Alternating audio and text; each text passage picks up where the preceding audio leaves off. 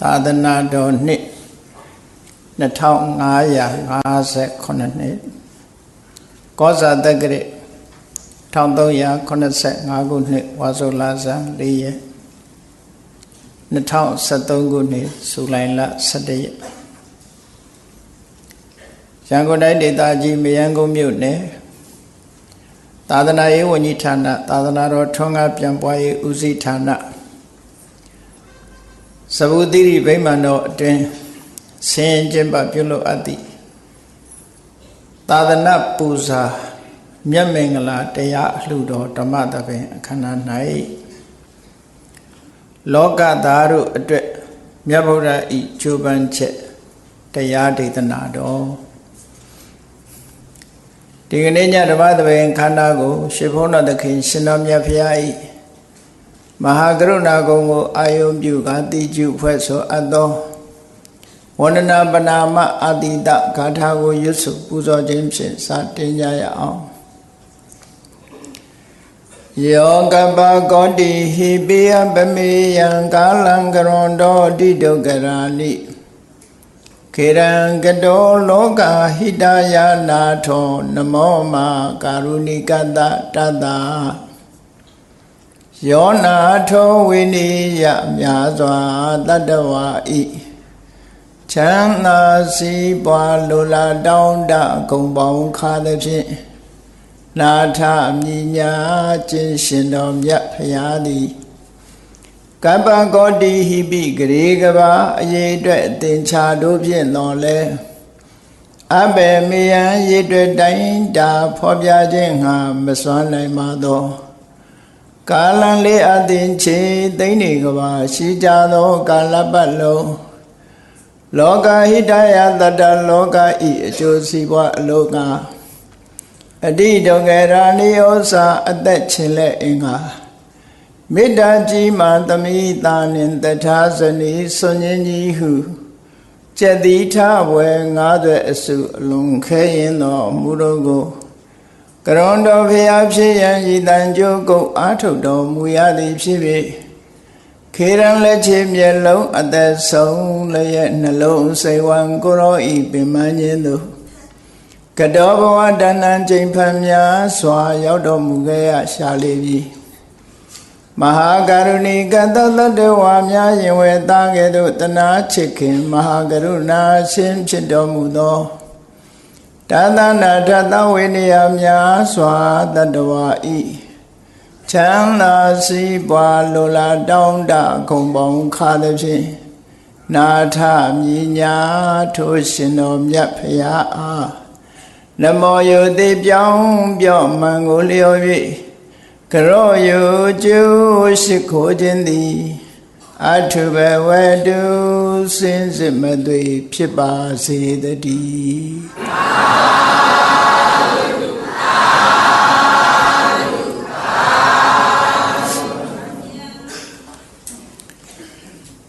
လောကသားတို့အတွက်မြတ်ဗုဒ္ဓဤကြိုးပမ်းချက်ဘုရားဘာသာဝင်သူတော်စင်များအနေနဲ့ထို့ဗုဒ္ဓဝင်စိနထပကန္တနီတို့မဟာဗုဒ္ဓဝင်တို့တထာဂတဥရဏဒီပနီတို့ဆိုတဲ့ဗုဒ္ဓဝင်ကျမ်းစာတွေကိုဖတ်ရှုလေ့လာပြီးမြတ်စွာဘုရားပေါ်မှာအလွန်ကြီးညိုတဲ့တရားတရားနဲ့အစိမ့်တရားအပမေယဘုံတော်နန္ဒကံတော်နန္ဒလို့ဆိုပြီးတော့ဒီလိုဂုံကြီးတွေလွှမ်းမိုးထားပြီးတော့ဘုရားကိုချီးညိုကြတယ်မှန်ပါတယ်မြတ်စွာဘုရားမှာဘုံတော်အနန္ဒကံတော်အနန္ဒရှိတယ်ဆိုတာဟုတ်တယ်သို့တော့ဘုရားဟာတကူတော်အနန္ဒရှိသည့်အတွက်ကြောင့်အရာခတ်သိမ်းကိုအလွယ်တကူမပင်မပန်းပြီးသွားတယ်လို့လူတွေရဲ့စိတ်ထဲမှာထင်မှတ်နေရင်တော့မှန်ကန်မှုမရှိဘူးပေါ့လောကမှာမြတ်စွာဘုရားဟာဘလောက်အလုပ်လုပ်ရတယ်ဆိုတာကိုသိစေခြင်းလို့ဘုန်းကြီးတို့လောကသားတို့အတွက်မြတ်ဗုဒ္ဓ၏ကြိုးပမ်းချက်ဆိုတာကိုဒီကနေ့ကစပြီးပိုင်း1ပိုင်း2ဆိုတာလို့မြတ်စွာဘုရားသက်တော်80ပြည့်လို့ပြိဋိဘံစံဃန်းထိအောင် အချင်းချုပ်အနှစ်ထုတ်ပြီးတော့ဗုဒ္ဓဝင်ကိုထိုထုသုတ်တန်တွေကနေထုတ်နှုတ်ပြီးတော့ဟောကြားဖို့ရည်မှန်းထားတာပါဖြစ်ပါတယ်မြတ်စွာဘုရားဟာဣစရိယမနုဿအံ့ဩပဲကောင်းတဲ့လူသားတစ်ယောက်ဆိုတာမှန်တယ်သို့တော့လူသားတစ်ယောက်ဆိုတာလူသားရဲ့အခက်ခဲတွေဘလောက်ကြုံတွေ့ခဲ့တယ်ထိုအခက်ခဲတွေကိုကြိုးပမ်းအထောက်မှုအမျှော်အမြင်ရှိမှုတွေနဲ့ဘယ်လိုဖြတ်ကျော်ခဲ့တယ်ဘယ်လိုဖြေရှင်းခဲ့တယ်ဆိုတာတွေကိုသိရှိဖို့လိုအပ်တယ်ပေါ့အနုဆိုလို့ရှိရင်အုံဖွမန္တမန်းပြီးရာခသိမ့်ပြီးသွားတယ်လို့တချို့ကထင်နေကောင်းထင်နေလိမ့်မယ်ကဘာမှာအလုံးလုံးဆုံးပုဂ္ဂိုလ်ကိုဖော်ပြပါဆိုလို့ရှိရင်မြတ်ဗုဒ္ဓပဲဖြစ်ပါတယ်ဒါလောက်ကြီးမားတဲ့စွမ်းအားတွေရှိနေတဲ့ပုဂ္ဂိုလ်တူဟာဘလောက်အလုံးလုံးခဲ့ရတယ်ဆိုတာတွေကိုအားကြအတူယူကြီးညိုပြီးတော့ဘုန်းကြီးတို့ဘဝမှာအများကောင်းကျိုးကိုကြိုးစားအထောက်ကြဖို့ဒီလိုကြိုးစားအထောက်မှသာလျှင်မြတ်စွာဘုရားကိုကြီးညိုပူဇော်ရလဲရောက်တယ်ပေါ့ဘုရားဟာမြတ်ဗုဒ္ဓဟာဘလောက်အလုံးလုံးခဲ့တယ်ဆိုတာလောကသားတို့အတွက်မြတ်ဗုဒ္ဓရဲ့ကြိုးပမ်းချက်ဆိုတာကိုနာယူပြီးတဲ့အခါမှာထိုက်တန်တဲ့လောက်တော့သိရှိကြမှာဖြစ်ပါတယ်ပြောရမယ်ဆိုလို့ရှိရင်ဘုရားဆိုတာလွန်ခဲ့တဲ့နှစ်ပေါင်း2600ကတကယ်ပဲလောကအလယ်မှာပေါ်ပေါက်ခဲ့တဲ့လူသားတဦးပဲဖြစ်ပါတယ်လူသားတဦးဆိုပေမဲ့တာမန်လူသားတဦးတော့မဟုတ်ဘူးအသိဉာဏ်မြင့်မားရုပ်ဆင်းအင်္ဂါအဖြစ်ထူးခြားပြီးအလွန်ကြိုးစားတဲ့စွန့်လွတ်နိုင်တဲ့ပုဂ္ဂိုလ်တူပုဂ္ဂိုလ်မြတ်ပဲဖြစ်ပါတယ်တာမန်လူသားတော့မဟုတ်ဘူးဒါကြောင့်မို့မြတ်စွာဘုရားကိုယ်တိုင်သုံးတဲ့စကားလုံးကဣစရိယမနုဿတဲ့အံ့ဘွယ်လူသားလို့အင်္ဂုတ္တပါဠိတော်မှာမြတ်စွာဘုရားကိုယ်တိုင်ပြောခဲ့တဲ့မိန့်ကြားခဲ့တဲ့စကားလေးရှိတယ်ပေါ့အံ့ဘွယ်လူသားမြတ်ဖရာဆိုပြီးတော့ဘုန်းကြီးတို့ဟောထားတဲ့တရားတစ်ပုဒ်တော့ရှိတယ်ပေါ့နော်မြတ်စွာဘုရားရဲ့အထုပ္ပတ္တိလို့ပြောခြင်းပြောဗုဒ္ဓဝန္တဖရာအနွယ်အဆက်တွေရဲ့အကြောင်းကိုရေးထားတဲ့ဗုဒ္ဓဝင်ဆိုတာမြန်မာပြည်မှာတော့ဗုဒ္ဓဝင်ဆိုတဲ့နာမည်နဲ့ဗုဒ္ဓတွေရဲ့အစဉ်အဆက်တွေကိုရေးဖော်ပြထားတာရေးသားဖော်ပြထားတာတွေရှိတယ်ဂေါတမဗုဒ္ဓဝင်လို့ဆိုတဲ့မဟာဗုဒ္ဓဝင်နဲ့အခန်းတစ်ခန်းကြည့်ပဲဆိုရင်တကယ်တော့ဂေါတမဗုဒ္ဓရဲ့အထုပ္ပတ္တိပါပဲအဲ့ဒီဂေါတမဗုဒ္ဓရဲ့အထုပ္ပတ္တိကိုပြီးပြီးစုံစုံသိဖို့ဆိုတာပိဋကတ်သုံးပုံတည်းကအတော်ကိုမှွေနောက်ပြီးချိနိုင်မှကြည့်ဖို့လိုအပ်တယ်ပေါ့ဘုန်းကြီးတို့အခုဟောမဲ့လောကသားတို့အတွက်မြတ်ဗုဒ္ဓရဲ့ကြိုးပမ်းချက်ဆိုတာမိမိတတ်ဆွမ်းသမျှထိုထိုသုတ်တန်တွေမှာပါတဲ့မြတ်ဗုဒ္ဓရဲ့စကားလုံးတွေကိုယူပြီးတော့ဗုဒ္ဓရဲ့ရုပ်ပုံလွှာပေါ်အောင်ကြိုးစားမှဖြစ်ပါတယ်သို့တော့ရုပ်ပုံလွှာပေါ်အောင်ဖော်တဲ့နေရာမှာတော့တကယ်မြတ်စွာဘုရားရဲ့ရုပ်ပုံလွှာအပြည့်အစုံတော့ဖော်နိုင်စွမ်းရှိမှာမဟုတ်ပါဘူးဟိုတစဒီတစမြတ်ဗုဒ္ဓရဲ့အကြောင်းအရာတွေကိုဖော်ပြထားတဲ့သုတ်တန်တွေကနေဆွဲနှုတ်ပြီးတော့မြတ်စွာဘုရားဟာဘယ်လိုအခက်ခဲတွေကြုံခဲ့တယ်အခက်ခဲကြုံတဲ့အခါမှာဘယ်လိုကြိုးပမ်းခဲ့တယ်စိတ်နေသဘောထားဘယ်လိုရှိတယ်စိတ်ဓာတ်ဘယ်လိုခိုင်မာတယ်ကြိုးပမ်းအထောက်မှုဟာဘလောက်ကြီးမားတယ်ဆိုတာတွေကိုဘုန်းကြီးတို့တွေသိရှိနားလည်ပြီးမြတ်ဗုဒ္ဓကိုတကယ်အလုံးလုံးတဲ့ပုဂ္ဂိုလ်တူတယောက်ပုဂ္ဂိုလ်တူအနေနဲ့ကြီးညိုဖို့အနန္တတကုရှင်ဆိုတာလူတွေကအရာခတ်သိမ်းဖြစ်နိုင်တယ်လို့ပဲဒီလိုတွက်ပြီးတော့မြတ်စွာဘုရားကိုအနန္တတကုရှင်လို့ယူဆလာလို့ရှိရင်မြတ်စွာဘုရားကိုကိုးကွယ်ရင်လည်းကိုယ်မှဒီအကျိုးသက်ရောက်မှုတကုတွေရလိမ့်မယ်လို့ယုံကြည်နေလို့ရှိရင်ဒီလူတွေဟာလူပြင်းနေဖြစ်သွားမှာပဲမြတ်စွာဘုရားကိုယ်တိုင်တောင်အလွန်ကြိုးစားခဲ့တယ်ဆိုတာကိုကြည့်ရှိသိရှိနားလည်ကြိုးစားပြီးကိုယ်တိုင်လည်းပဲဘဝခရီးမှာကြိုးစားအထောက်ကြရမယ်ဆိုတာကိုသဘောပေါက်ဖို့ပါနော်အေးဒါကြောင့် လောကသားတို့အတွက်မြတ်ဗုဒ္ဓဤကြိုးပမ်းရဲ့ဆိုတာကြိုးပမ်းနေဆိုတဲ့အခါမှာစွန့်လွတ်မှုဆိုတာရှိရမြန်မာစကားမှာစွန့်လွတ်တယ်ဆိုတာစာကသို့မဟုတ်ပြီးပြီးဆုံးတဲ့စကားတစ်ခုစွန့်လွတ်မှုကိုဗာနဲ့တွဲဖက်ပြီးသုံးလေးရှိကြတော့ဆိုအနစ်နာခံမှုဆိုတာ ਨੇ တွဲဖက်ပြီးသုံးကြတယ်နစ်နာတယ်ဆိုတဲ့စကားလုံးကဗာနဲ့တွဲဖက်လာတော့ဆိုဆုံးရှုံးတယ်ဆိုတာတွဲဖက်လာတယ်အဲ့တော့တခါတည်းနစ်နာတယ်ဆိုတဲ့စကားလုံးကဆုံးရှုံးတယ်ဆိုတဲ့အဓိပ္ပာယ်ဆောင်တယ်ပေါ့ဒါကြောင့်မို့သူများအတွက်အနစ်နာခံတယ်ဆိုတာမဟုတ်ဘူးစွန့်လွတ်တယ်လို့ပဲပြောအောင်စွန့်လွတ်တယ်ဆိုတာကိုရနိုင်တဲ့အခွင့်အရေးတစ်ခုကိုစွန့်လွတ်တယ်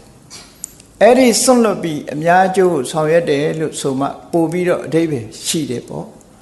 အနစ်နာခံတယ်ဆိုကိုကတော့နစ်နာသွားတယ်တစ်ဖက်ကပဲကြီးပွားသွားတယ်ဆိုတဲ့အဓိပ္ပာယ်မျိုးသွားဆောင်တတ်တယ်ပေါ့အဲ့ဒါကြောင့်မို့လို့စွန့်လွတ်ခြင်းဆိုတာကိုသာမှတ်သားပြီးအနစ်နာခံခြင်းဆိုတာမဖြစ်သင့်ဘူးဒီလိုယူဆဘာကြောင့်လဲဆိုအေးနစ်နာတယ်ကွာဆုံးရှုံးတယ်ကွာနဲ့ပြောတဲ့စကားတွေဟာလူတယောက်ဆုပ်ယုပ်ပြပြသွားတဲ့အဓိပ္ပာယ်ကိုဖော်ပြတာတွေဖြစ်တယ်ပေါ့ဘုရားလောင်းတော်ကဒီလိုဆုပ်ယုပ်ပြပြသွားတာမဟုတ်ဘူးစွန့်လွတ်တာနော်စွန့်လွတ်ပြီးတော့ကြီးပွားတိုးတက်လာတာဒီလိုပဲဖြစ်ရစွန့်လွတ်နိုင်တယ်စွန့်လွတ်တာဆိုတာလောကလူတွေကိုယ့်ကိုစဉ်းစားကြည့်လောကသားတွေအတွက်ငါဘယ်လောက်စွန့်လွတ်နိုင်တယ်လဲကိုယ့်အကိုမေးကြည့်တဲ့အခါမှာစွန့်လွတ်နိုင်မှုဆိုတာအမြဲတမ်းနည်းပါတယ်ချမ်းသာဒုက္ခကိုလည်းမစွန့်လွတ်နိုင်ဘူးပစ္စည်းဥစ္စာကိုလည်းမစွန့်လွတ်နိုင်ဘူး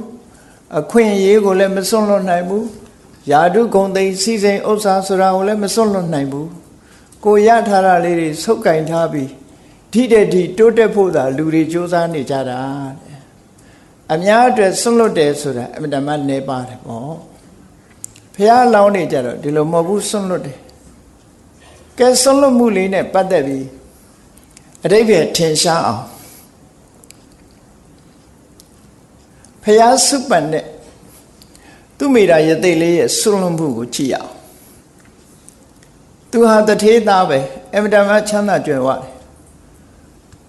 အမြဲတမ်းချမ်းသာကြွယ်ဝတဲ့ပစ္စည်းဥစ္စာတွေကိုသူစွန့်လွတ်လိုက်တယ်ဒီစွန့်လွတ်တာကမဆမ်းမှုလို့ပြောရမယ်စွန့်လွတ်လိုက်ပြီးစွန့်လွတ်ပြီးတော့သူဘာလုပ်တယ်ငြိမ်းချမ်းတဲ့ဘဝတစ်ခုကိုတည်ဆောက်တယ်ပစ္စည်းဥစ္စာတွေကိုစွန့်လွတ်ပြီးငြိမ်းချမ်းတဲ့ဘဝကိုရယူတယ်ဒါကစွန့်လွတ်မှုတစ်ခုအဲ့ဒီစွန့်လွတ်မှုဟာတမန်အဖြစ်ကြည့်ရင်တိတ်မကြီးကျယ်သေးဘူးဒီပင်ကရာမြတ်စွာဘုရားနဲ့တွေ့တဲ့အခါမှာမြတ်စွာဘုရားစီကတရားနာပြီးနိဗ္ဗာန်ချမ်းသာကိုရမယ်ဆိုလို့ရှိရင်တန်တရားဝကလွတ်ဖို့ဒီဘဝမှာသူ့မှာအရည်ချင်းတွေအပြည့်အဝရှိတယ်ဖရာတရားတော်ကိုနာပြီးတော့တပိတ်ခံလိုက်တာနဲ့သစ္စာလေးပါးကိုသိပြီးယဟန္တာဖြစ်သွားနိုင်တယ်အဲ့ဒါလိုယဟန္တာဖြစ်နိုင်တဲ့အနေအထားရှိရတဲ့နဲ့နိဗ္ဗာန်ဆိုတဲ့ချမ်းသာဒုက္ခကိုမယူသေးပဲနဲ့တန်တရားဝဆင်းရဲတဲ့မှာဆင်းရဲခြင်းဆင်းရဲပါစေတရားဝရီအကျိုးအတွက်ငါအလုံးလုံးအောင်မယ်ဆိုပြီးရလာတဲ့အမတန်ကြီးမားတဲ့ဆုလက်ကြီးတစ်ခုကိုဆွန့်လွတ်လိုက်တယ်ယန္နာဖြစ်နိုင်တဲ့အနေအထားကြီးတစ်ခုကိုဆွန့်လွတ်တယ်ဆိုတာအမတန်ကြီးမားတဲ့ဆွန့်လွတ်မှုခေါ်တယ်နော်ယန္နာဖြစ်ပြီးတော့တန်တရားဝကလွတ်နိုင်တဲ့အခွင့်အရေးကြီးတစ်ခုလုံးတောင်မှပဲဆွန့်လွတ်ပြီးတော့ဖျားဖြစ်သူရောက်ပြီးမှတရားဝရီအကျိုးတည်ဖို့ပြီးတော့မှနိဗ္ဗာန်ဝင်မယ်ဆိုတဲ့ဒီဆွန့်လွတ်မှုဟာအလွန်ကြီးမားတဲ့ဆွန့်လွတ်မှုဖြစ်တယ်အဲ့ဒီလိုဆွန့်လွတ်မှုကိုရည်စွန်းပြီးတော့ကရုဏာနိဒာနာသဗ္ဗေပိဗုဒ္ဓဂုဏဘုရားသခင်ကိုရောမြတ်တည်းရဲ့အရည်ချင်းတွေထဲမှာထိုအရည်ချင်းတွေရဲ့အခြေခံအကြောင်းရင်းကဘာလို့လဲလို့ဆိုရင်ကရုဏာတရားပဲလို့ဒီလိုပြောကြတာပေါ့စာပေကျမ်းဂန်မှာဒီလိုဆိုတာအများကျိုးလုံးမယ်ဆိုတာကရုဏာပဲအများကျိုးလုံးမယ်ကိုတယောက်တည်းအခွင့်အရေးမယူဘူးကိုရလာတဲ့အခွင့်အရေးတစ်ခုဆွန့်လွတ်လိုက်တယ်ဘသူအတွက်ဆွန့်လွတ်တာလဲလောကသားတွေအတွက်ဆွန့်လွတ်တယ်လောကသားလို့ဆိုတဲ့နေရာမှာ လူသားတွေဒါမကဘူးတရားဝါအလုံးကိုဆွလို့တယ်ပေါ့အဲ့ဒီတရားဝါအလုံးရဲ့အကျိုးစီးပွားအတွက်ဘုရားလောင်းတော်ဟာသူဗေဒဘဝကနေစပြီးတော့စွန့်လွတ်မှုတွေနဲ့လာခဲ့တာတဲ့နောက်ဆုံးမှာဒါနကောင်းမှုလုပ်တဲ့အချိန်မှာပြင်ပစည်းစိမ်ဥစ္စာတွေကိုစွန့်လွတ်တယ်ယာဓုခုံသိမ်းစည်းစိမ်ဥစ္စာအခွင့်အရေးတွေအလုံးကိုစွန့်လွတ်တယ်နောက်ဆုံးမှာကိုယ့်ရဲ့အသက်တောင်မှစွန့်လွတ်တယ်ဟောစွန့်လွတ်မှုတွေနဲ့လာခဲ့တာအဲ့ဒါလို့စွန့်လွတ်တာအလဟတစွန့်လွတ်တာလားလို့ဆိုမဟုတ်ဘူးမေတ္တာနဲ့ကရုဏာနဲ့အများအတွက်ဆောင်ရွက်ဖို့စွန့်လွတ်တာလို့ဒီလိုစွန့်လွတ်တာအဲ့ဒါကိုတစ်ဖက်ကပြောမယ်ဆိုရင်အနစ်နာခံတယ်လို့ပြောလိုက်မယ်ဆိုလို့ရှိရင်မြတ်စွာဘုရားလောင်းဟာဘာမှမကြည်ပွားပဲနဲ့တက်တက်အနစ်နာခံပြီးဆုံးရှုံးသွားတယ်ဆိုအထိပ္ပယ်ဆောင်းသွားနိုင်တယ်ပေါ့အဲ့ဒါလို့သူများအတွက်အနစ်နာခံတယ်လို့ဒီလိုအထိပ္ပယ်မရဘူးသူများအတွက်စွန့်လွတ်တယ်စွန့်လွတ်လိုက်တာစွန့်လွတ်လိုက်ခြင်းဖြင့်ရလာတဲ့ဒီတစ်ခုကိုစွန့်လွတ်လိုက်ရင်နောက်တစ်ခုရလာအဲ့ဒီရလာတာဟာတကယ်ကိုထူးမြတ်တဲ့အရာကိုရတယ်လောကလူသားတွေကနှစ်သက်တာယာတုဂုံသိစည်းစိမ်ဥစ္စာကိုမြတ်နိုးတယ်ချမ်းသာဒုက္ခကိုမြတ်နိုးတယ်ဒါကိုတန်ဖိုးထားတယ်ဘုရားအလောင်းကြတော့အဲ့ဓာတွေကိုတန်ဖိုးလို့မတွက်ဘူးဘာကိုတန်ဖိုးလို့တွက်ထုံဆိုအတိညာဏ်ကိုတန်ဖိုးလို့တွက်တယ်အတိညာဏ်ရဖို့အတွက်ဆိုရင်အလုံးကိုစွန့်လွတ်တယ်လို့ဒီလိုအဓိပ္ပာယ်ရတယ်ဒါကနိနာခန္ဓာမဟုတ်ဘူးနော်ဆုံးရှုံးသွားတာမဟုတ်ဘူးသို့တော်လူသားတွေအနေနဲ့တော့ဟာနစ်နာလိုက်တာဆုံးရှုံးလိုက်တာ ਨੇ ထင်ကောင်းထင်လိမ့်မယ်ဘုရားလောင်းရဲ့ဒီစွန့်လွတ်မှုဆိုတာဒီတဲ့အဖို့တန်တာကိုရယူသွားတာပဲလို့ဒီလိုပြောအဲ့တော့စွန့်လွတ်ပြီးပါရမီကုသိုလ်တွေကိုရလာကဲနောက်ဆုံးပိတ်ဘဝကိုကြည့်ရနောက်ဆုံးပိတ်ဘဝမှာထူးထူးခြားခြားလေးတွေဖတ်ချင်တော့မဟာဗုဒ္ဓဝင်ကဇာလန်းတွေကိုဖတ်ပေါ့များအားဖြင့်လည်းသိကြတယ်ပေါ့ဘုန်းကြီးတို့ကမြတ်စွာဘုရားဗုဒ္ဓဘလောက်ကြိုးပမ်းအထုတ်တယ်ဆိုတဲ့သရုပ်ပေါ်ယုံလောက်ပဲဟောမှာပါနော်ကြိုးပမ်းအထုတ်မှုတွေကိုဥတည်ပြီးတော့ဟောတာဖြစ်လို့ဗုဒ္ဓဝင်ကံကိုအခြေချက်ပြီးတော့ပြောမှာမဟုတ်ပါဘူးအလုံးသိကြတဲ့အတိုင်းနောက်ဆုံးဘဝမှာကပိလုမြို့ကလေးစုပေါင်းအုပ်ချုပ်တဲ့မျိုးနွယ်စုပေါင်းအုပ်ချုပ်တဲ့မျိုးနွယ်စုရဲ့မြို့ကလေးကစုပေါင်းအုပ်ချုပ်တဲ့ဘုရင်တွေထဲမှာအကြီးအကဲဖြစ်တဲ့သုဒ္ဓရဏမင်းဟာခမည်းတော်ဖြစ်ပြီးတော့မေတော်မာယာကမဲ့တော်ဖြစ်တယ်သုဒ္ဓရဏမင်းနဲ့မေတော်မာယာတို့ရဲ့သားအဲ့တော့ဘုရားဆောဘုရားရဲ့ဇာတိဒေတာကဘယ်နာမှာရှိတယ်လဲဘယ်လိုအခြေအနေရှိတယ်လဲမျိုးရိုးကဘာလဲလို့သိချင်မြတ်စွာဘုရားမိန့်ကြားခဲ့တဲ့စကားအတိုင်းမှတ်သားကြည့်ကြရအောင်ဗုဒ္ဓဝင်ထဲမှာရေးတာကတက္ကထာတွေမှာပါတဲ့စကားနဲ့ရေးထားတာနော်အခုမြတ်စွာဘုရားကိုယ်တိုင်တုတ်တော်ကထုတ်ဖော်ပြောတဲ့သူ့ရဲ့မျိုးရိုးဇာတိဒေတာကိုတောထွက်လာတဲ့အခါကျတော့ဗိမိတာရမင်းကြီးကိုပြောပြခဲ့တဲ့ပပိစ္ဆာသုတ်တံဆိုတာရှိတယ်အဲ့ဒီပပိစ္ဆာသုတ်မှာမြတ်စွာဘုရားကသူ့ရဲ့ဇာတိဒေတာနဲ့မျိုးရိုးကိုဖော်ပြခဲ့တာရှိတယ်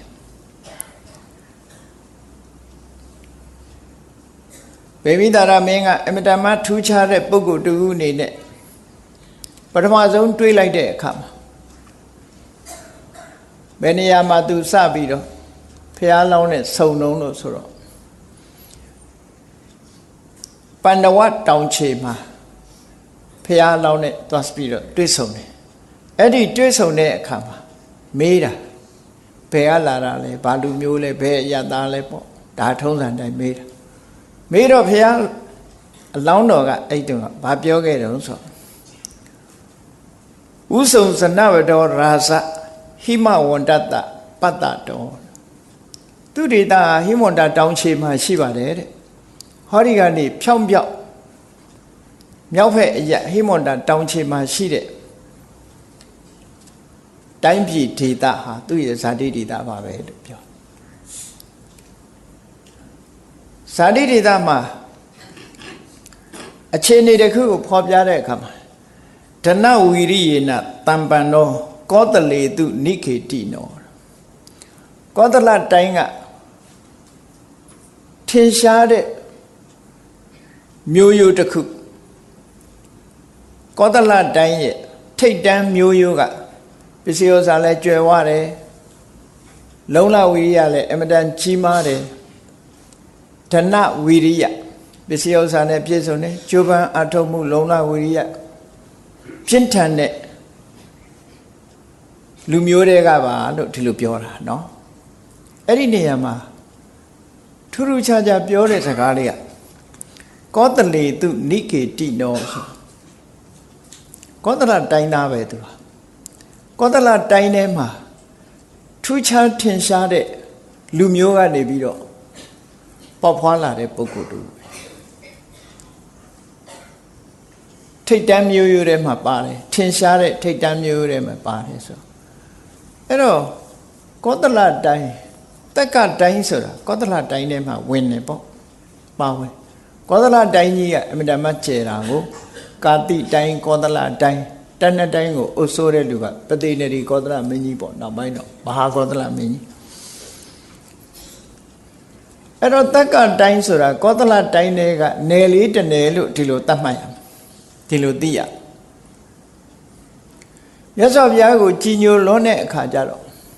မြတ်စွာဘုရားရဲ့မျိုးရိုးဟာမြတ်စွာဘုရားရဲ့ခမည်းတော်သုတ်တော်ရဏမင်းကြီးဟာကောသလမင်းကြီးတဲ့ယာရုအာဏာကြီးမားတယ်လို့ထင်ကောင်းထင်လိမ့်မယ်တကယ်ကတော့ကောသလမင်းကြီးလောက်ယာရုအာဏာမရှိဘူးပြောရမယ်ဆိုရင်မြန်မာရန်ဆိုရင်မှာကြည့်မယ်ဆိုလို့ရှိရင်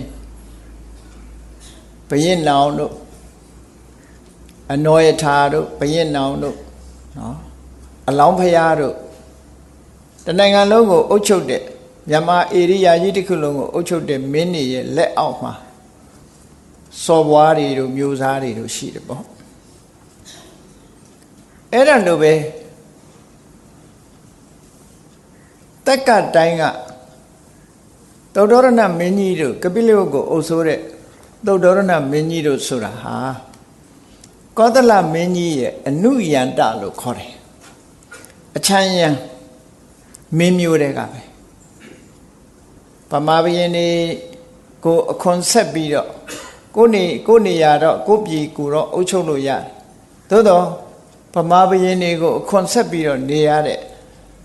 ရှမ်းစော်ဘွားတွေလိုပဲပေါ့ဒီလိုအဓိပ္ပာယ်မျိုးရတယ်ပေါ့ဒါကြောင့်မို့ဒါမြတ်စွာဘုရားကိုယ်တိုင်တုတ်တန်တစ်ခုမှာဘလို့ပြောခဲ့တယ်လို့ဆိုကောသလမင်းကြီးဟာတဲ့ဧကရိဘယင်ဖြစ်ပေမဲ့လို့သူ့ရဲ့အနုယန္တမင်းမျိုးဖြစ်တဲ့ငါ့ကိုလေးစားတာဟာဇတ်ကြောင့်မဟုတ်ဘူးယာရုဂုံသိမ်းကြောင့်မဟုတ်ဘူးစီးပွားဥစ္စာတွေကြောင့်မဟုတ်ဘူးငါဖះရဲ့ကိုချင်းသီလနဲ့အသိပညာကြောင့်ပဲဖြစ်တယ်လို့သုတ်တန်တစ်ခုမှာဟောထားတယ်အဲ့ဒီမှာဘာစကားကိုထည့်သုံးထားတော့ဆိုတာဂီဝင်တွေကတာဂိယမင်းတွေဟာကောသလမင်းကြီးရဲ့အနုယန္တလို့ဒီလိုသုံးထားတဲ့စကားရှိတယ်အနုယန္တဆိုဒီမှာခြံရံလိုက်ပါရတဲ့ဘုရင်တွေလို့အဓိပ္ပာယ်ရတယ်နော်ခြံရံလိုက်ပါရတဲ့ဘုရင်အဲ့တော့ကောသလမင်းကြီးရဲ့ကောသလတိုင်းမှာတော့ထိတ်တန်းမျိုးရိုးမှန်တယ်သူ့နေရာနဲ့သူအုပ်စိုးတာသို့တော့ကောသလမင်းကြီးရဲ့အာဏာစက်ထဲမှာရှိနေတယ်ဆိုပေမဲ့လို့ကောသလမင်းကလာအုပ်ချုပ်တာတော့မဟုတ်ဘူးလာအုပ်ချုပ်တာတော့မဟုတ်ဘူးကိုတိုင်းပြည်ကိုအုပ်ချုပ်နိုင်တယ်ဒါမို့တာဂိဝေမင်းတွေကခဏရာဇာလို့ခေါ်တယ်စုပေါင်းအုပ်ချုပ်တဲ့မင်းတွေပေါ့တူတဲ့ဧကရိဘုရင်အနေနဲ့အုပ်ချုပ်တာမဟုတ်ဘူးအလှည့်ကျအုပ်စိုးကြတယ်ဒါကြောင့်မို့ ကောသလမင်းကြီးကတက်ကတိုင်းထဲမှာသူလာခြင်းလာတာပဲလာခြင်းလာလို့ရှိရင်တိုင်ကဝင်မင်းတွေကခီးဥကျွတ်ဆိုဟာကောသလမင်းကြီးကိုလေးစားကြချိလေနောက်ပိုင်းမှာဖះနဲ့ရင်းနှီးခြင်းတော့ဘာလုပ်လဲဆိုကပိလဝမြို့ကမင်းသမီးတယောက်ကိုမိဖုရားဖြစ်မြောက်ခြင်းဖះနဲ့အမျိုးတော်ခြင်းနဲ့ပေါ့လေအမျိုးတော်ခြင်းလို့တာကဝေမင်းသမီးတယောက်တောင်းတယ်တာကဝေနေဆိုတာအလွန်မာနကြီးတယ်လက်ထပ်ထိမ်းမြတ်မှုကိစ္စမှာအလွန်ဝန်လေးတယ်သူတို့မျိုးရိုးမတူတဲ့ပုဂ္ဂိုလ်ဘယ်တော့မှလက်ထပ်ထိမ်းမြတ်လေးမရှိဘူးအမျိုးဆောင်တာတာခိဝေနော်အမျိုးကိုမတမလေးစားတယ်တာကဝေဖြစ်ချင်တော့အမျိုးလေးစားရလိမ့်မယ်နော်တာဂီမျိုးဟိဒုပမာဆိုပြီးတော့အမျိုးကိုမဆောင်ရင်တော့တာဂီမျိုးရဲ့အကျင့်တရားရှိမှာမဟုတ်ဘူးဟောတာဂီဝင်မင်းနေဟာအင်တမအမျိုးကိုလေးစားကြတယ်မိမိတို့ကိုယ်တိုင်လည်းမျိုးမတူတဲ့လူနဲ့လက်မထပ်ဘူးသူမညာကိုလည်းမျိုးမတူတဲ့ပုဂ္ဂိုလ်နဲ့မိမိတို့ရဲ့သားသမီးတွေကိုလည်းမပေးစားဘူးလို့ဆိုပါတယ်ကောသလမင်းကြီးကလာတောင်းတဲ့အခါကျတော့မပေးဘဲနေလို့မရဘူးလေမပေးရင်ပြဿနာတက်အောင်ပါအဲ့တော့မပေးဘဲနေလို့မရတဲ့အခါကျတော့စဉ်းစားကြတယ်ဆွေးနွေးကြတယ်အလုံးစုပေါင်းပြီးတိုင်ပင်ကြတဲ့အခါကျတော့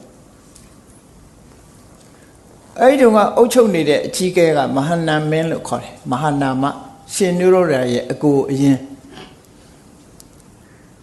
သူကပြောတယ်ဒီကိစ္စသူဖြေရှင်းမယ်ပေါ့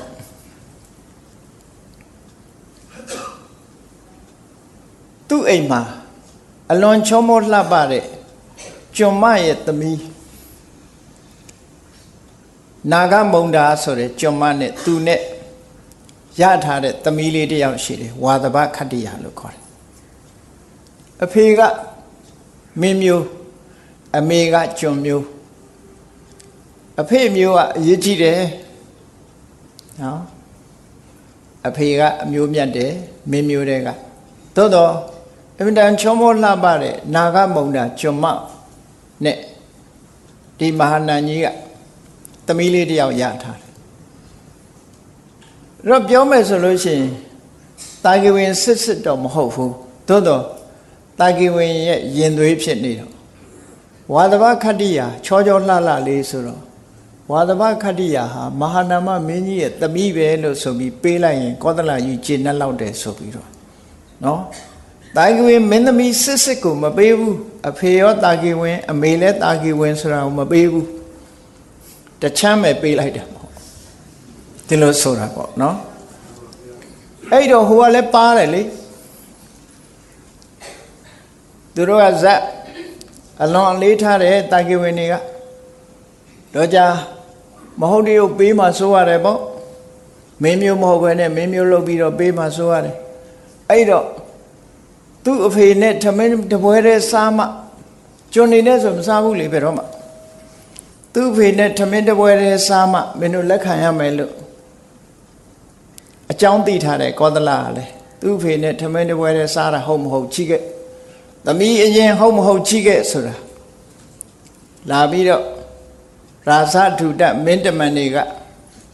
ဘုရင်ကြီးမှားလိုက်တဲ့အတိုင်းကဲခတ်ကြတဲ့အခါဒါကလည်းသတင်းကြားထားတော့မာနမင်းကြီးကဟုတ်ပြီထမင်းပွဲကြီးပြင်ပြီးတဲ့အခါကျတော့ထမင်းစားမလို့လက်နိုင်နေတော့သမီးလာလေအဖေနဲ့အတူတူစားရအောင်ဆိုဟိုကနာဂမုံဒါရဲ့သမီးဝါသဘခတ္တိယကလည်းသမီးအရင်တော့အရင်ပဲပေါ့နော်မဟာနာမမင်းကြီးစားမဲ့ထမင်းပွဲလေထိုင်လိုက်ရောမဟာနာမင်းကြီးကိုငကိုတည်းကဇက်တိုက်ထားတာအရှင်မင်းကြီးအရေးကြီးတဲ့စာတမ်းမှာဆိုပြီးတော့စာလေးတစ်လွှာလာကတ်တဲ့အခါနော်စာလေးတစ်လွှာလာကတ်လိုက်တဲ့အခါကျတော့ကဲသမီးစားနဲ့အဖေလှုပ်ရှားရှိသေးတယ်ဆိုထတော့ဘလောက်ပါတော့အဲ့တော့ဟုတ်တယ်ဘုရင်ကြီးကသူထမင်းတူတူစားနေပြီတပွဲတည်းစားတယ်ဆိုဟိုလူတွေယုံသွားပြီးတော့ဝါသဘခတ္တိယ တာဝတိပြည်ရောက်သွားတယ်ဆိုဇာလံရှိတယ်လေအဲ့ဒါလို့လှည့်ကွက်ကလေးနဲ့ပေးလိုက်တာအဲ့ဒီလှည့်ကွက်တွေကြောင့်နောက်ပိုင်းကျတော့ဝါသဗခတ္တိယရဲ့တာဝိတတုပါကနေတာကဝေမင်းတွေကိုခြေမုံရေးစစ်ပွဲလုပ်ပြီးတော့အကုန်တတ်ပစ်တာလေနာကြီးချက်တွေနဲ့တတ်ပစ်တာအဲ့တော့ဒီလိုတစ်ဖက်သားကိုနာကြီးလောက်အောင်လုပ်ရက်တွေလည်းပဲမကောင်းဘူးလို့ဒီလိုပြောရမှာပေါ့သို့တော်မျိုးရိုးကိုတော့သူစောင့်ထိန်နေပေါ့ကောင်းပြီအဲ့ဒီမှာကောသလလူမျိုးတွေထဲမှာထိတ်တန်းအမျိုးအနွယ်ဖြစ်ပြီးတော့ပစ္စည်းဥစ္စာလည်းကျွယ်ဝတယ်ဟိမွန်တာတောင်ချေမှာနေတဲ့ပုဂ္ဂိုလ်တွေဆိုတာအေးဆေးဆေးနေလို့မရဘူးလေရာသီဥတုဆိုတာအမတမအေးတာအေးတဲ့ရာသီဥတုမှာနေတဲ့ပုဂ္ဂိုလ်တွေကစိတ်နဲ့အိတ်နေလို့ရှိရင်တော့ဘာမှဖြစ်လာမှာမဟုတ်ဘူးအင်တန်မှကြိုးစားအထုတ်ကြရတယ်ကြိုးစားအထုတ်မှုမရှိတဲ့အရကလူတွေကဘယ်လိုတော့ဆိုရင်ရာသီဥတုကလည်းကောင်းတယ်အစာရေစာလည်းကောင်းတယ်ဆိုရင်အဲ့ဒါအိပ်ပြီးစားနေကြတာဘာမလုပ်တော့မြန်မာပြည်ကလူတွေလို့ပေါ့ဟိမွန်တာတောင်ချေကလူတွေကအလုတ်သိပ်လုပ်ရတယ်ဘာလို့တော့ဆိုတောင်ချေဆိုတော့ဟိမွန်တာရဲ့ဒေသကအလွန်အေးတာအလွန်အေးတော့စနိုးတွေဘာတွေကြတာတွေဘာတွေဖြစ်လာတဲ့အခါမှာဒီစနိုးတံတွေကာဝယ်ဖို့လုံးလုံးရတယ်ခုကြည့်ဥရောပကလူတွေကြည့်ဂျာမနီတို့အင်္ဂလန်တို့ဆောင်းရာသီရောက်လို့စနိုးကြပြီဆိုလို့ရှိရင်ဒီလူတွေအေးဆေးဆေးနေလို့ဘယ်ရမလဲစနိုးတွေထဲမှာရုန်းကန်ပြီးတော့နေကြရုန်းကန်ပြီးတော့တီထွင်တယ်ဘာလို့တီထွင်တော့အသက်ရှင်မှုအတွက်သူတို့လုပ်ရတာသက်ရှင်မှုအတွက်ကြိုတင်ပြင်ဆင်ရတာဆောင်းရာသီစနိုးကြနေပြီဆိုရင်မြေပေါ်မှာအကုန်လုံးစနိုးတွေဖုံးနေတော့မြက်တောင်မှမကြံဘူးစားစရာတောက်စရာဆိုတာဘာမှမရှိတော့ဘူးစိုက်လို့ပြုတ်လို့လည်းမရဘူးဒါကြောင့်မို့လို့ကြိုတင်ပြီးတော့လုပ်ရစနိုးဆိုတာကြတဲ့အချိန်မှာတော့အလုံးစနိုးဆိုတာတွေ့ဘူးပါလိမ့်မယ်ငယ်ငယ်ကရေခဲချစ်စားတဲ့လူတွေလို့အဲ့ဒီတဲ့နုတယ်သူကစနိုးပေါ်မှာလမ်းလျှောက်လို့အလွန်ကောင်းတယ်ဇွတ်နဲ့လမ်းလျှောက်လို့ကောင်းတယ်သို့တော့ရာသီဥတုကရုပ်ချင်းပြောင်းသွားတတ်တယ်0အောင်ရောက်အေးသွားပြီဆိုလို့ရှိရင်ဟောဒီစနိုးတွေကခဲသွားတယ်ခဲသွားရင်ရေခဲတုံးကြီးလိုမှန်မြင်ကြီးလိုဖြစ်သွားပြီဒီပေါ်လမ်းလျှောက်ရင်တော့လဲမှာပဲလဲရင်တော့ပြန်ထဖို့မကြိုးစားလိမ့်နဲ့ခက်ခဲတယ်ပြန်ထဖို့ခက်ခဲသွားအဲ့တော့ဘာလို့ရတော့ဆိုရင်စနိုးတွေကျလာပြီဆိုရင်ဒီစနိုးတွေဖယ်ရှားပစ်ဖို့ကြိုးစားကြရတယ်အဲ့ဒီနိုင်ငံတွေမှာရုန်းကန်နေရတယ်အများအားဘုန်းကြီးတို့အမေရိကန်နေတော့ဆိုရင်ဆောင်းရာသီစနိုးကျပြီဆိုရင်3 နာရီလောက်ကထပြီးတော့စနိုးရှင်းတဲ့ကားကြီးတွေတကြောင်ကြောင်မောင်းနေတာလမ်းမှာဒီစနိုးတွေကိုဖယ်ပစ်နေတာမဖယ်လို့ရေခဲတုံးကြီးတွေဖြစ်သွားပြီဆိုရင်ကားရောလူရောသွားလို့ရတော့မှာမဟုတ်တော့ကိုယ်အိမ်တကားကလည်းတကားဖွင့်လို့ရမှာမဟုတ်ဘူးအဲ့တော့စိန်နဲ့အိတ်နေလို့မဖြစ်ဘူးတဲ့စနိုးရာသီရောက်လာပြီဆိုလို့ရှိရင်ပေါက်ပြားတက်လက်ကင်ပြီးတော့စနိုးတွေကော်ထုတ်ရတဲ့အလုပ်ကိုလုပ်ရတယ်ပြင်းနေလို့မရဘူးလှေကားတွေပေါ်စနိုးကြလို့ရှိရင်တော့စားတွေကိုတိမ့်ထားပြီးအဲ့ဒီစားဖြူလိုက်ရင်စနိုးကအရေးပြောကြသွားတယ်လှေကားတွေပေါ်မှာလည်းရှင်းထားရတယ်အရေးကိစ္စရှိလို့ထွက်ချင်စနိုးတွေဖုံးနေလို့ရေခဲဖြစ်သွားရင်ထွက်ဖို့အမတမခဲနေဘောဓုတရှိအောင်ဘုန်းကြီးတို့လည်းအင်ကြီးထထဝတ်ဘိုးချနေစီးခေါင်းကိုလုံအောင်ဆောင်းအထထခြေအိတ်လေးတွေဝတ်ပေါက်ပြားကင်ပြီးစနိုးတော့ကော်ခဲ့ရသေးတာပဲကျောင်းပေါက်ကပိတ်နေမှာဆိုလို့နော်အဲ့တော့အဲ့ဒီကလူတွေကအမတမကြိုးစားကြရတယ်အဲ့ဒါကြောင့်မလို့ပြောတာဖះလောင်းကဟိမွန်တာတောင်ချေကဒီကနေကြည့်လိုက်ရင်ဖြောင်းပြောက်ဟောဒီမြောက်ထဲမှာဟိမွန်တာတောင်ချေမှာသူ့ရဲ့ဒေသရှိပါတယ်ကောသလတိုင်းတွေကထက်တန်းကြတဲ့မျိုးရိုးတစ်ခုပစ္စည်းဥစ္စာလည်းကျွယ်ဝတယ်လုံလဝိရိယလည်းအမတမကောင်းတဲ့မျိုးရိုးကပါလို့ဒါမြတ်စွာဘုရားအလောင်းကဗိမိတာရမင်းကိုဒီလိုပြောခဲ့ အဲ့ဒီမှာသူဆက်ပြောတာဗာပြောတော့ဆိုအာဒိဋ္ဌာနာမခွတ်တေနတာကိယနာမဇာတိယသူအနွယ်ဟာအာဒိဋ္ဌနေမျိုးနေတွေဖြစ်ပါတယ်ဇတ်ကတော့တာကိယဇတ်ဖြတ်ပြောတယ်တမ္မာကုလပပ္ပစိတောနကာမိအဘိပတ္ထယေအဲ့ဒီမျိုးရိုးကနေသူသင်္ကန်းဝတ်လာတာပါတဲ့ကာမဂုဏ်အာယုန်တွေကိုသူမမျှော်မှန်းပါဘူးအလုံးကိုစွန့်လွတ်ခဲ့တာပါလို့ဟောဒီစကားအရမြတ်စွာဘုရားအလောင်းတော်ရဲ့ဇာတိဒေတာမျိုးရိုးအကြောင်းကိုတစွန်းတစဘုန်းကြီးတို့သိခွင့်ရတယ်ပေါ့ဒါမူရင်းသုတ်တန်ကဖော်ပြတဲ့စကားလေးတစ်ခုကဲဒါဖြင့်ကောင်းပြီတာကိယနာမဇာတိယမျိုးရိုးကတာကိယပါလို့ဘာကြောင့်ပြောတာတော့ဟိမန္တာတောင်ခြေကလူမျိုးတစ်မျိုးဘာကြောင့်တာကိယလို့ခေါ်ရတယ်လဲလို့ဆိုတဲ့တာကိဝင်သမိုင်းကိုပြန်ပြီးတော့ကြည့်တဲ့အခါအဲ့ဒီသမိုင်းကြောင်းကိုဖော်ပြထားတာတော့ဒီကနိကေတိလက္ခဏာဝက်ကအမထတုတ်ပါတစွန်းတစပါရှိတယ်ပေါ့အဲ့ဒီကောသလတိုင်းတွေကပဲအောက်ကကဆိုတဲ့ဘုရင်ကြီးဟာအမတမဘုံတကူကြီးတယ်ဘုရင်နေဆိုတာမိဖုရားကြီးတွေဆုံးသွား၍ဖြစ်စေသူများကလာဆက်လို့ဖြစ်စေမိဖုရားငယ်ငယ်တွေနောက်ထပ်လက်ထပ်လေးရှိကြတာနောက်ဆုံးမှာမိဖုရားငယ်တူသူလက်ထပ်ထိမ်းမြန်းလိုက်တဲ့အခါကျတော့အဲ့ဒီမိဖုရားငယ်ကမင်းသားငယ်ငယ်မွေးဖွားလာတဲ့အခါမှာအရင်မိဖုရားကြီးကမွေးဖွားတဲ့သားကြီးတွေရှိလာစင်မြိုင်နေဖြစ်လာတယ်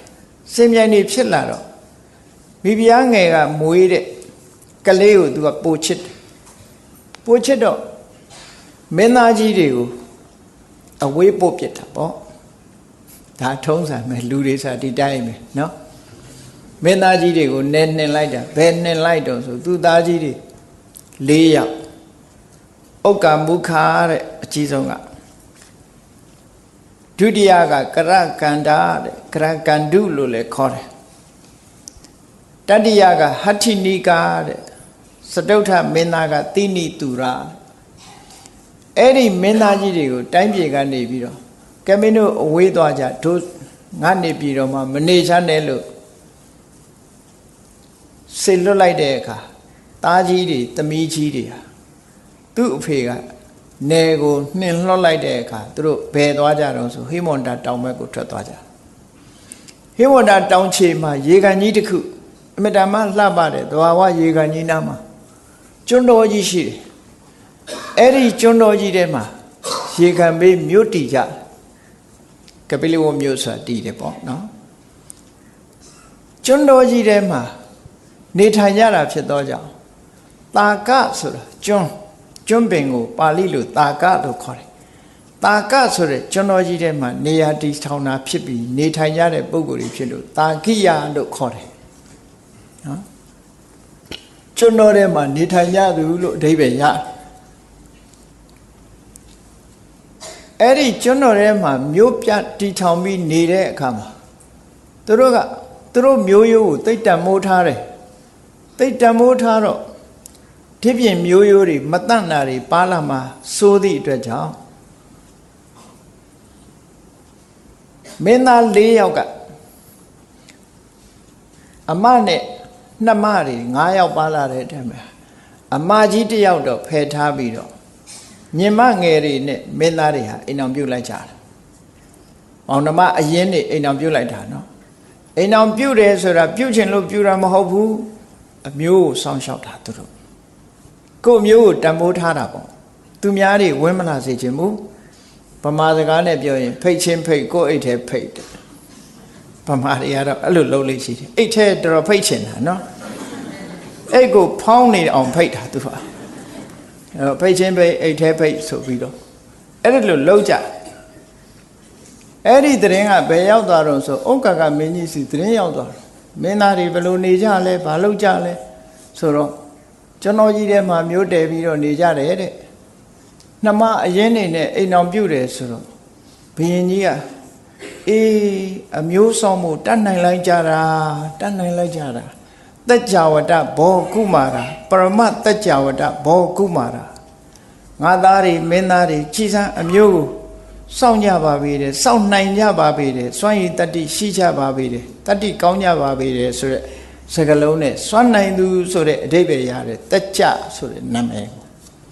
ဥဒ္ဒံဒီစကားလုံးကိုသုံးလိုက်တဲ့အခါအဲ့ဒီကစပြီးတာကိယတွေကိုတัจ java လို့လည်းခေါ်သွားတာနော်စွမ်းနိုင်သူမျိုးကိုစောင့်ထိန်တဲ့နေရာမှာအလွန်စွမ်းနိုင်သူတွေပဲလို့ဝန္တာစကားပြောတာအဖေလုံးတဲ့ပုဂ္ဂိုလ်ကအဲ့ဒါနဲ့တัจ java ဆိုတဲ့လူမျိုးခဏခေတ်ထီအောင်ဒီပေါ်နိုင်ငံမှာသူတို့အတန်တွဲနဲ့ပြောရင်စက္ကယဆိုတဲ့တัจ java လူမျိုးတွေဟာခဏထီအောင်ရှိသေးတယ်ပေါ့ရုပ်ရည်အပြင်ဗမာတွေနဲ့ဆင်းတယ်တိဘက်တို့ဗာမင်းအနွယ်တွေဖြစ်သည့်အတွက်ကြောင့်ဗမာတွေနဲ့ဆင်းတယ်အဲ့ဒါကတัจ java သမိုင်းပဲလို့ဒီလိုမှတ်သားကြရတယ်ပေါ့အဲ့တော့ဂေါတမဗုဒ္ဓဟာအာရိစ္ဆဆိုတဲ့အနွယ်အဲ့ဒီအာရိစ္ဆဆိုတဲ့အနွယ်ကိုပဲဂေါတမလို့လည်းခေါ်တယ်တာကိယလို့မျိုးဆက်အဖြစ်တာကိယမျိုးရိုးကနေပြီးတော့အခုလိုသာသနာပေါင်းဖရာယဟန်တစ်ပါးအနေနဲ့တရားကျင့်မှုထွက်ခွာလာခဲ့တာတဲ့ဒါကတာဂိဝေတို့ရဲ့သမိုင်းလေးပေါ့အဲ့တော့ဘုရားလောင်းတော်လေးဟာအမည်နာမကတိဋ္ဌထမွေးဖွားလာတဲ့အခါမှာတစ်မျိုးလုံးတစ်ဆွေလုံးကဝမ်းသာကြတယ်အင်တမဘုံကံချီးမားတဲ့ပုဂ္ဂိုလ်တူမွေးဖွားလာတဲ့အခါမှာထူးခြားတဲ့အတိတ်နိမိတ်တွေပေါ်ထွန်းလာလို့ဆွေတွေမျိုးတွေရဲ့အကျိုးစီးပွားတွေဟာပို့ပြီးတော့ဖြစ်ထွန်းလာတယ်ခုခေတ်တောင်မှရှိတယ်လေဒီကလေးလေးမွေးလို့စီးပွားတက်တယ်ဆိုတာရှိတယ်နော်ဒီကလေးလေးမွေးမှစီးပွားပြတ်သွားတယ်ဆိုတာလည်းရှိတယ်အဲ့တော့ဘုရားလောင်းလေးမွေးလာတဲ့အချိန်ကျတော့ကိစ္စဝိစ္စတွေကလွယ်လွယ်ကူကူနဲ့အောင်မြင်ကြတယ်ပေါ့လုပ်ငန်းကင်တာတွေပို့ပြီးတော့ဆင်ပြေးလာအဲ့ဒါကြောင့်မို့လို့တိဋ္ဌထလို့နာမည်ပေးလိုက်တာပေါ့တိဋ္ဌသိဋ္ဌိအဋ္ဌအလုံးလုံးကိစ္စဝိစ္စတွေအကုန်လုံးပြည့်စည်တယ်ချောမွေ့တယ်ပို့ပြီးတော့အောင်မြင်လာတယ်ဆိုတဲ့မင်္ဂလာအတိတ်နဲ့တိဋ္ဌထလို့နာမည်ပေးထားတယ်အဲ့ဒီတိဋ္ဌထမင်းသားလေးအဗ္ဗဓမ္မလည်းဥစ္စာဒနာကျွယ်ဝလာတဲ့ပုဂ္ဂိုလ်ဖြစ်သည့်အတွက်ကြောင့်မိဘကလည်းဥစ္စာဒနာကျွယ်ဝတယ်ကျွယ်ဝတဲ့မျိုးရိုးမှာမွေးဖွားလာတော့မိဘတွေကလည်းအလွန်အလိုလိုက်တယ်ပေါ့အလွန်အလိုလိုက်တယ်သို့တော့ဘုရားပိဋကကျမ်းစာတွေထဲမှာတော့ဘုရားလောင်းလေးကိုပညာသင်ပေးတယ်ဆိုတာထေရဝါဒကျမ်းစာတွေထဲမှာမပါဘူးမဟာယာနကျမ်းစာဖြစ်တဲ့လလိတဝိထာရကြတော့ဘုရားလောင်းလေးကိုအခရာပညာတို့အခြားတတ်တဲ့ပညာတွေကိုဆရာကနေပြီးကျူးရှင်လာပေးတာတော့ပါတယ်သူတို့ထဲမှာသီးသန့်သင်ပေးတာရှိတယ်ပေါ့အဲ့ဒါကတော့လူသားနဲ့ပို့ပြီးတော့ဆန်းတယ်ထူးခြားတဲ့ပုံကိုယ်တွေကမသင်မဲ့တတ်တာတော့မဟုတ်ဘူးမြင်လိုက်တာနဲ့လည်းတတ်နိုင်တယ်ကြားလိုက်တာနဲ့လည်းတတ်နိုင်တယ်မိဘတွေအနေနဲ့ကတော့မသင်ပေးပဲနေမှာမဟုတ်ဘူးသင်ပေးမှာပဲဒါကသဘာဝတော့ကြတယ်ပေါ့အဲ့ဒီလိုနဲ့ဘုရားလောင်းတော်လေးငယ်ငယ်ရွယ်ရွယ်နဲ့ပဲ16နှစ်သားမှာအိမ်အောင်ချပေးလိုက်တယ်ဒါသူတို့ခေတ်ကငယ်ငယ်ရွယ်နဲ့အခုအိန္ဒိယနိုင်ငံမှာဆို12နှစ်နဲ့တောင်အိမ်အောင်ချပေးတာရှိရေဝရသရောသားတို့ဆို9နှစ်နဲ့အိမ်အောင်ချပေးတာရှိဟောအခုခေတ်တော့မတော်ရရောပိုးငယ်တာတွေနဲ့အိမ်အောင်ကြတာလည်းရှိတယ်နော်အဲ့ဒီမှာဘုရားလောင်းတော်လေးဘယ်လိုသူ့ဘဝမှာချမ်းချမ်းသာသာမင်းသားငယ်ဘဝတုန်းကဘယ်လိုနေထိုင်ခဲ့ရတယ်ဆိုတာကိုအင်္ဂုတ္တရနိကေသုခုမာလတုတ်မှာမြတ်စွာဘုရားကိုယ်တိုင်ကပြန်ပြီးတော့ဟောပြောထားတာရှိတယ်သူနေခဲ့တဲ့ဘဝလေးရဲ့ပြည့်စုံမှုပြောတာစတင်ပြီးတော့အဲ့ဒီတုတ်တံသုခုမာလတုတ်လို့ဆိုတဲ့အတိုင်းသုခုမာလောအဟံဘိက္ခဝေ ပရမတ်ဒုက္ခမာလောအစ္ဆန္ဒဒုက္ခမာလောသူ့ဘဝဟာအလုံးကိုတိမ်တိမ်မွေ့မွေ့ချမ်းချမ်းသာသာဖြတ်တန်းခဲ့ရတယ်တဲ့လူဘဝတုန်းကမိဘတွေကအလိုလိုက်တာဟုတ်အလိုလိုက်ပြီးတော့အင်တာမချမ်းချမ်းသာသာကြီးခဲ့ရတယ်လို့အဲ့ဒီလိုအမိန့်ရှိပြီးတော့သူနေဖို့နန်းဆောင်၃ဆောင်ဆောက်လုပ်ထားတယ်တဲ့သူ့အတွက်ရည်စူးပြီးတော့ဆောင်းရာသီမှာနေဖို့အတွက်လုံလုံခြုံခြုံနော်အေးဒဏ်ကိုကာကွယ်တဲ့အဆောက်အဦမျိုးနန်းပြတ်သက်မျိုးဆောက်လုပ်ပြီးတော့ထားတယ်။နွေရာသီမှာလည်းအေးအေးမြတ်မြတ်နေနိုင်အောင်အပူဒဏ်ကိုခံနိုင်တဲ့အဆောက်အဦမျိုးဆောက်လုပ်ပြီးတော့ပေးထားတယ်။မိုးရာသီကြတော့လေမိုးရာသီနဲ့လိုက်လျောတဲ့အဆောက်အဦမျိုးကိုဆောက်လုပ်ပြီးတော့ပေးထားတယ်။နွေမိုးဆောင်းဆိုတာလို့ရာသီတွေလှည့်ပြောင်းတိုင်းရာသီဥတုတွေဘယ်လိုပဲပြောင်းပြောင်းသူ့ကိုထိခိုက်မှုမရှိအောင်လမ်းပြတ်သက်၃ဆောင်မှာအိမ်ဆောင်ကြီးအိမ်ကြီး၃လုံးပေါ့နော်အဲ့ဒါလို့လှည့်လည်ပြီးတော့နေထိုင်ကြရတဲ့အကြောင်းကိုဘုရားလောင်းကမြတ်စွာဘုရားကပြန်ပြီးတော့ဟောတယ်အဲ့ဒီလမ်းပြတ်သက်အဆောင်တွေထဲမှာရေကန်ကြီး၃လုံးလဲအလှအပတူးဖော်ထားပြီးတော့ရေကန်တစ်လုံးထဲမှာ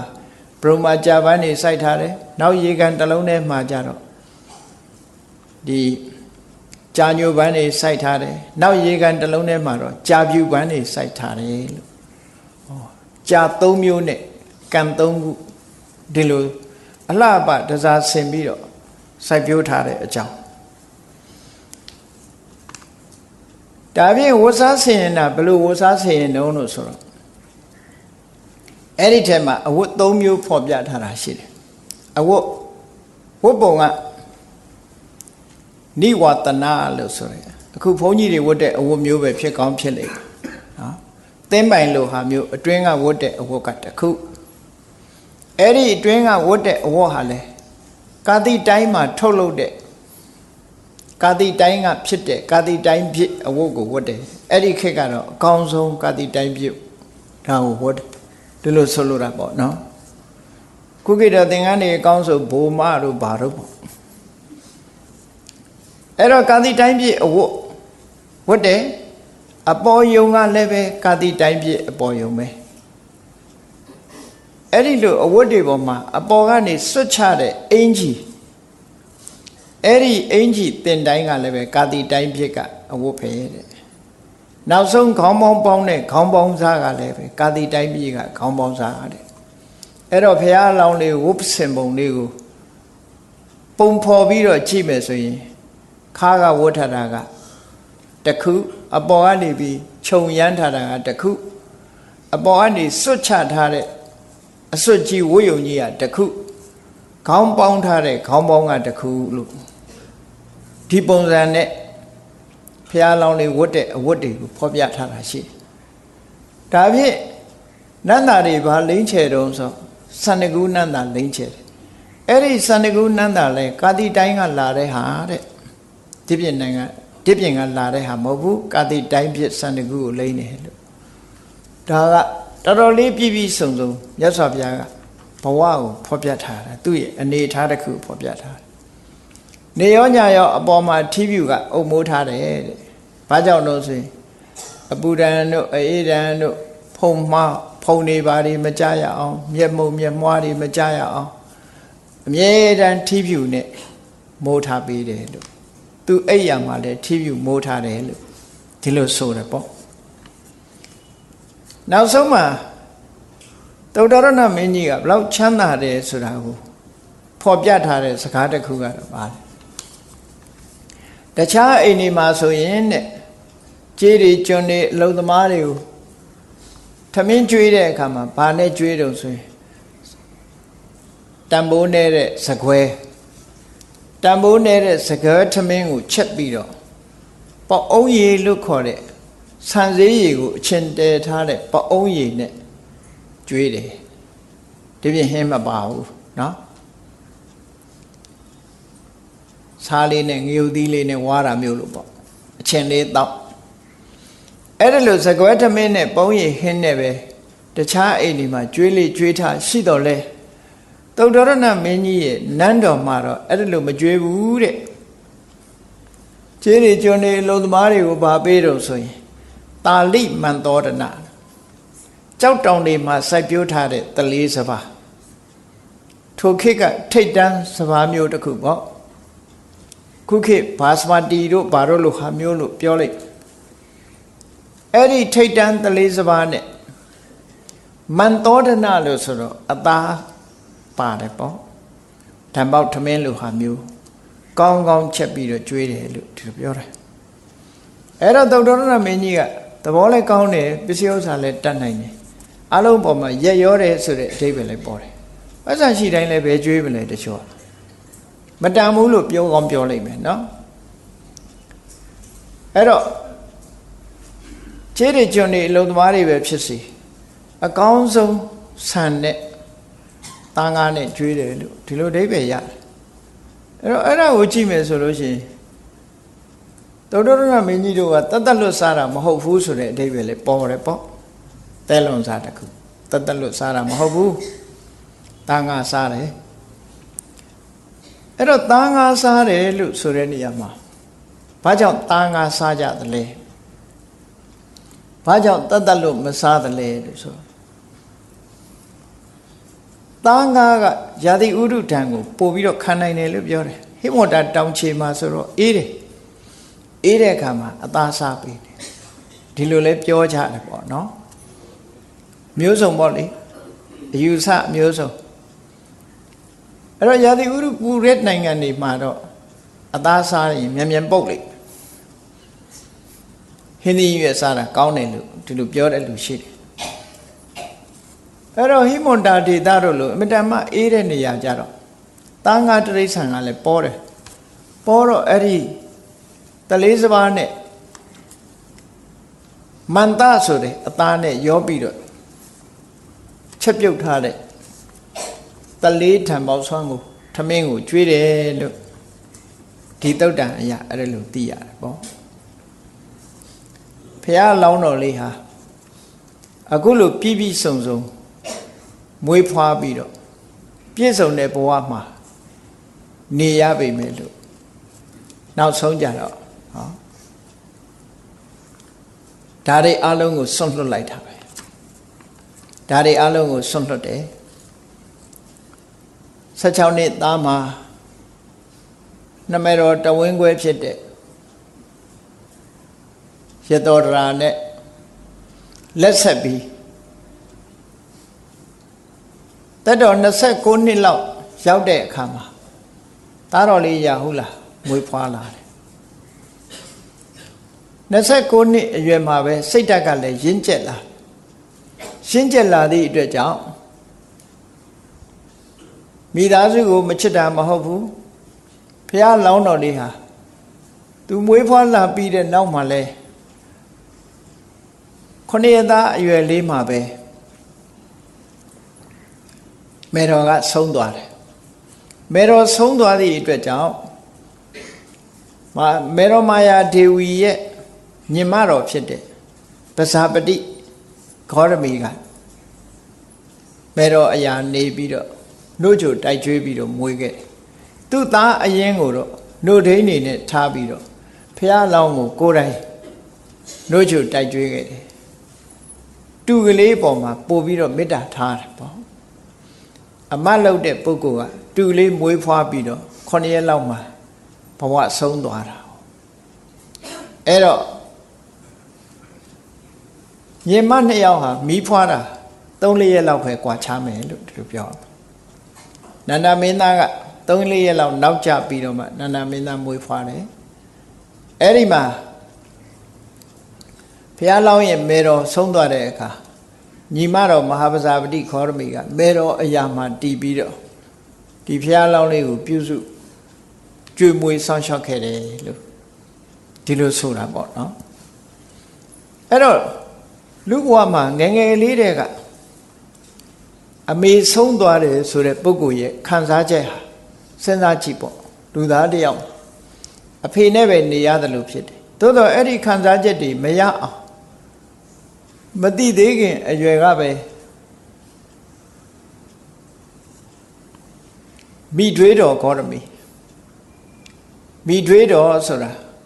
ကုက္ကိတော်တချို့ရက်တွေတော့ဘယ်လိုခေါ်တယ်တော့မသိဘူး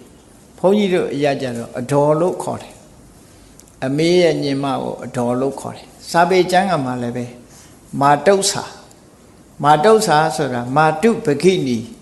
အမေရဲ့ညီမမိတွေးဆိုတဲ့အသုံးကြတော့အဖေရဲ့နောက်မိန်းမလို့အဓိပ္ပာယ်ရောက်တယ်အဲ့တော့မိတွေးတော်ဂေါရမီဆိုတာအဖေရဲ့နောက်မိန်းမမိတွေးဆိုတာတော့ကောင်းခဲ့တယ်လေနော်မိတွေးရလည်းကောင်းခဲ့တယ်ပထွေးရလည်းကောင်းခဲ့တယ်အဲ့ဒီမိတွေးမျိုးပြောတာမဟုတ်ဘူးအတော်တော်တဲ့ပဇာပတိဂေါရမီလို့ဒီလိုနားလဲရမယ်အဖေနောက်မိန်းမဖြစ်လို့မိတွေးခေါ်တာမဟုတ်ဘူးအတော်အရင်ဘုရားလောင်းလေးရဲ့အတော်တော်တဲ့မိတွေးတော်ဂေါရမီသူကနေပြုစုဆောင်ရှောက်ထားလို့ဘဝတစ်ခုဖြတ်တန်းလာခဲ့တယ်အဲ့ဒီလိုဖြတ်တန်းပြီးသက်16နှစ်အရွယ်မှာရတောရာနဲ့မိဘများကအိမ်အောင်ရသားချပေးပြီး29နှစ်ထိအောင်ဘဝခရီးကိုတက်တာနဲ့ဖြတ်တန်းလာခဲ့ရတယ်29နှစ်အရွယ်ရောက်တဲ့အခါကျတော့စဉ်းစားဉာဏ်နဲ့ရှိလာခဲ့ပြီ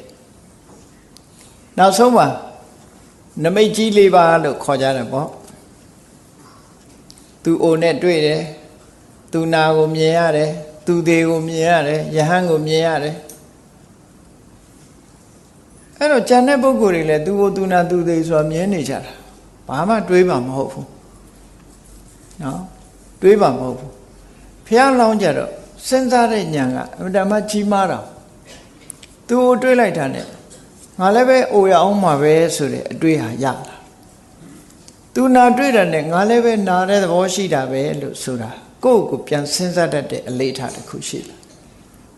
သူသိနဲ့တွေ့တော့ငါလည်းပဲသိရအောင်မှာပဲလို့ဆိုတယ်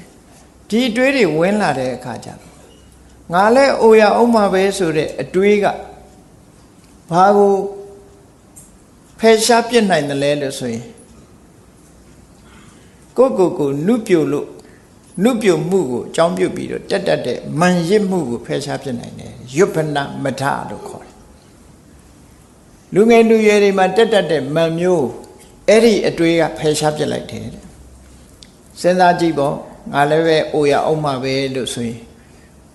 နုပြိုမှုရဲ့ပေါ်မှာမောက်မာတာကြာဆင်းသွားနိုင်တယ်ပေါ့ငါလည်းပဲနာရအောင်မှာပဲဆိုတာကိုစဉ်းစားလိုက်တဲ့ဖြင့်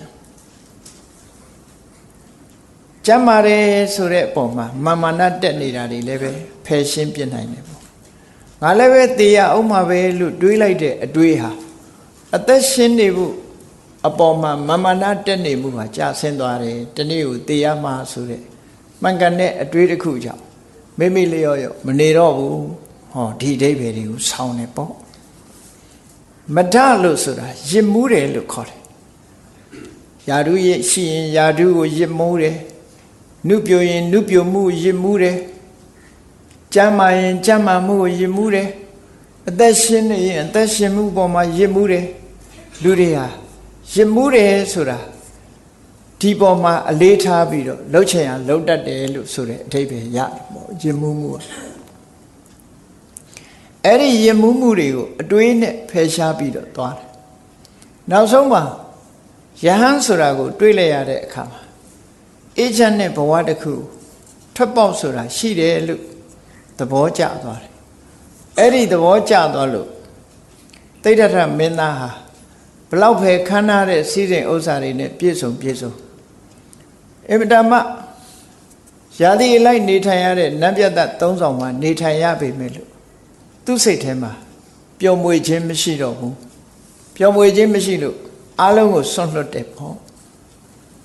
မင်းသားဆိုတဲ့အခါမှာပုံတော်တွေကကြံအင်လက္ခဏာဖတ်တဲ့အခါဒီလိုကြံအင်လက္ခဏာနဲ့ပြည့်စုံတဲ့ပုဂ္ဂိုလ်မျိုးဟာလူဘဝမှာနေရင်စကြဝဠာမင်းဖြစ်နိုင်တယ်လူဘဝကနေတောထွက်ခွာရှောင်လို့တရားဓမ္မကိုကျင့်ကြံကြိုးကုပ်ရင်လည်းပဲလောကမှာဖျားဆိုတာဖြစ်နိုင်တယ်လို့ဒီလိုအဟောထွက်တဲ့အခါမှာစကြဝဠာမင်းစည်းစိမ်ဆိုတာကျင့်တတ်เสียကြီးပေါ့ အဲ့ဒီစကြဝဠာမင်းစီးစိမ်ကိုလည်းပဲဖះအလောင်းတော်တွေကဆွန့်လွတ်လိုက်တယ်ပေါ့ဒီလိုဆိုတာပေါ့ဆွန့်လွတ်နိုင်တယ်ဒါဖြင့်ဘာအတွက်ဆွန့်လွတ်တာတော့နောက်ဆုံးမှာ29နှစ်မြောက်မှာတောထွက်တယ်တောထွက်တဲ့အခါဘာတွေကိုဆွန့်လွတ်တာတော့လို့ဆိုမင်းသားရဲ့အခွင့်အရေးအလုံးကိုဆွန့်လွတ်လိုက်တယ်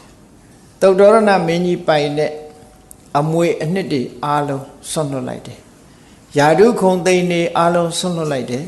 မိသားစုဘဝကိုလည်းဆွန့်လွတ်လိုက်တယ်ဟောသူ့ရဲ့ဆွန့်လွတ်မှုတွေကအများဘာအတွက်ဆွန့်လွတ်တာတော့ဆိုအနုတ္တရံတန္တိဝရပဒံပရိယေတမနောကိဉ္ကုသလကဝေတိ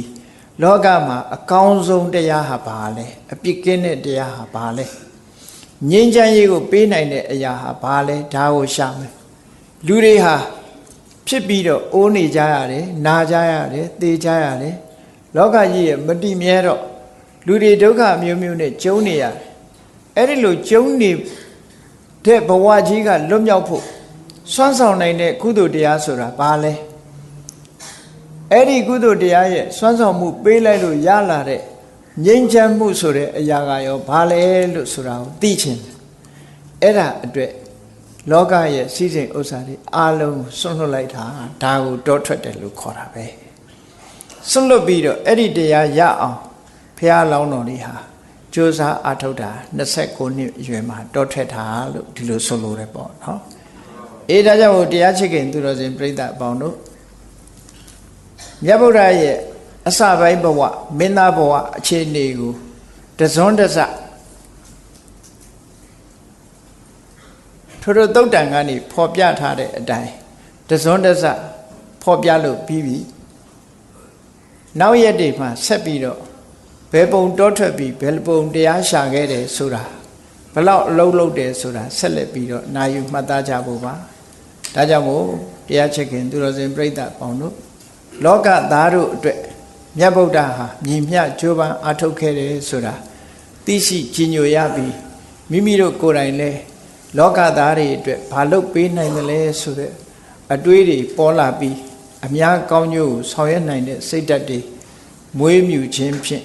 ကောင်းမြတ်သောအနေအထားတစ်ခုကိုဖော်ဆောင်နိုင်အောင်ကြိုးစားအားထုတ်နိုင်ကြပါစေကုန်သတည်း